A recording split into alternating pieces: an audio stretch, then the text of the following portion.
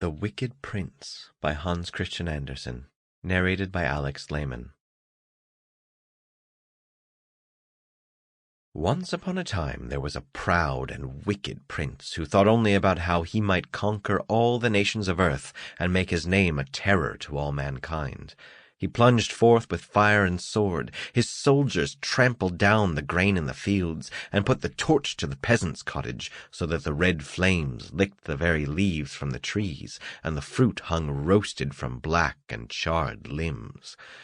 Many a poor mother caught up her naked baby and tried to hide behind the smoking walls, but the soldiers followed her, and if they found her and the child they began their devilish pleasure. Evil spirits could do no worse, but the prince rejoiced in it all. Day by day his power increased, his name was feared by all, and fortune followed him in all his deeds. From the conquered cities he carried away gold and precious treasures, until he had amassed in his capital riches such as were unequaled in any other palace. Then he built superb palaces and temples and arches, and whoever saw his magnificence said, "What a great prince!" Never did they think of the misery he had brought upon other lands. Never did they listen to the groans and lamentations from cities laid waste by fire. The prince gazed upon his gold, looked at his superb buildings, and thought like the crowd, "What a great prince! But I must have more, much more. There is no power that can equal, much less surpass mine." And so he warred with his neighbors until all were defeated. The conquered kings were chained to his chariot with chains of gold when he drove through the streets, and when he sat at table, they lay at the feet of the prince and his courtiers, eating such scraps as might be thrown to them. Now the prince had his own statue set up in the marketplaces and the palaces. Yes, he would even have set it in the churches, on the altars. But to this the priests said, "Prince, you are great, but God is greater. We dare not obey your orders." "Well," said the evil prince, "then I shall conquer God, too." In the pride and folly of his heart he had built a splendidly constructed ship in which he could sail through the air. It was as colorful as a peacock's tail and seemed decorated with 1,000 eyes, but each was the barrel of a cannon.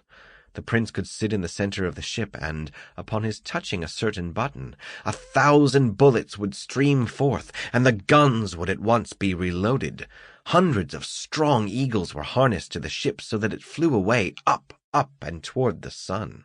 Far beneath lay the earth. At first its mountains and forests appeared like a plowed field, with a tuft of green peeping out here and there from the sod. Then it seemed like an unrolled map, and finally it was wholly hidden in mists and clouds as the eagles flew higher and higher. Then God set forth a single one of his countless angels, and immediately the prince let fly 1,000 bullets at him. But they fell back like hail from the angel's shining wings. Then one drop of blood, just one, fell from one of the angel's white wing feathers onto the ship of the prince. There it burned itself into it, and its weight of 1,000 hundredweights of lead hurled the ship back down with terrible speed to the earth. The mighty wings of the eagles were broken, the winds roared about the head of the prince, and the clouds on every side, sprung from the smoke of burned cities, formed themselves into menacing shapes. Some were like mile-long crabs stretching out their huge claws toward him. Others were like tumbling boulders or fire-breathing dragons. The prince lay half dead in his ship until it was finally caught in the tangled branches of a dense forest. "I will conquer God," he said. "I have sworn it. My will shall be done." Then for 7 years he built other magnificent ships in which to sail through the air, and had lightning beams forged from the hardest of steels to batter down the battlements of heaven itself. From all the conquered countries he assembled vast armies which, when formed in battle array, covered mile after mile of ground. They embarked in the magnificent ships, but as the prince approached his own, God sent forth a swarm of gnats, just one little swarm, which buzzed about the prince and stung his face and hands. In rage he drew his sword, but he could only cut the empty air. He could not strike the gnats. Then he ordered that he be brought costly cloths, which were to be wrapped around him so that no gnat could reach him with its sting. His orders were carried out, but one little Sample complete. Ready to continue?